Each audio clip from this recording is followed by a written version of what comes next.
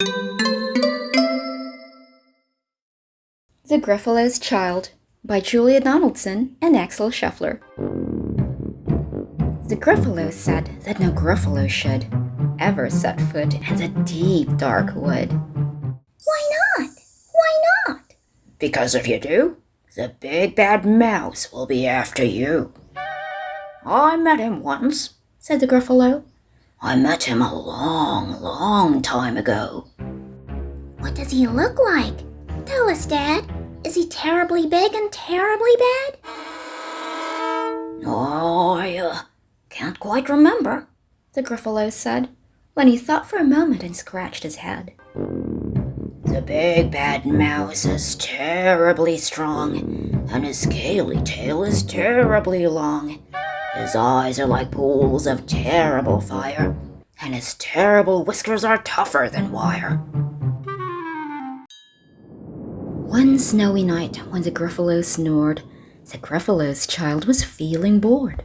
The Gruffalo's child was feeling brave, so she tiptoed out of the Gruffalo cave. The snow fell fast and the wind blew wild. Into the wood went the Gruffalo's child. Oh ho! A trail in the snow.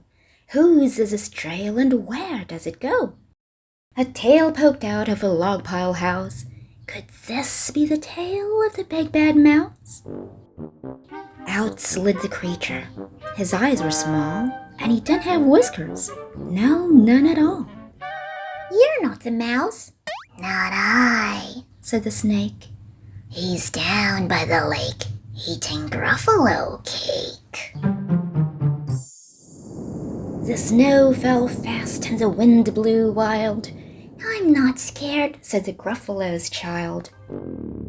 Aha! Oh ho! Marks in the snow. Whose are these claw marks? Where do they go? Two eyes gleamed out of a treetop house. Could these be the eyes of the big bad mouse?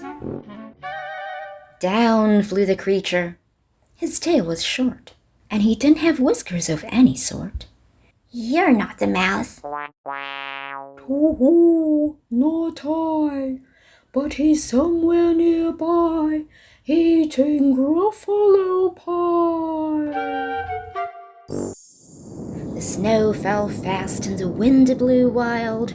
I'm not scared, said the Gruffalo's child. Oh ho! A track in the snow. Whose is this track and where does it go? Whiskers at last, in an underground house. Could this be the home of the big bad mouse? Out slunk the creature. His eyes weren't fiery. His tail wasn't scaly. His whiskers weren't wiry. You're not the mouse. Oh no, not me. He's under a tree, drinking Gruffalo tea. It's all a trick, said the Gruffalo's child, as she sat on a stump where the snow lay piled. I don't believe in the big bad mouse. But here comes the little one, out of his house. Not big, not bad, but a mouse at least. You'll taste good as a midnight feast. Wait, said the mouse. Before you eat, there's a friend of mine that you ought to meet. If you'll let me hop onto a hazel twig, I'll beckon my friend so bad and big. The Gruffalo's child unclenched her fist. The big bad mouse! So he does exist. The mouse hopped into the hazel tree. He beckoned, then said, Just wait and see. Out came the moon. It was bright and round. A terrible shadow fell onto the ground. Who is this creature so big, bad, and strong? His tail and his whiskers are terribly long. His ears are enormous, and over his shoulder he carries a nut as big as a boulder. The big bad mouse! Yelled the Gruffalo's child. The mouse jumped down from the twig and smiled. Oh ho! Prints in the snow. Whose are these footprints? Where do they go? The footprints led to the Gruffalo cave. where the Gruffalo's child was a bit less brave. The Gruffalo's child was a bit less bored, and the Gruffalo snored and snored and snored.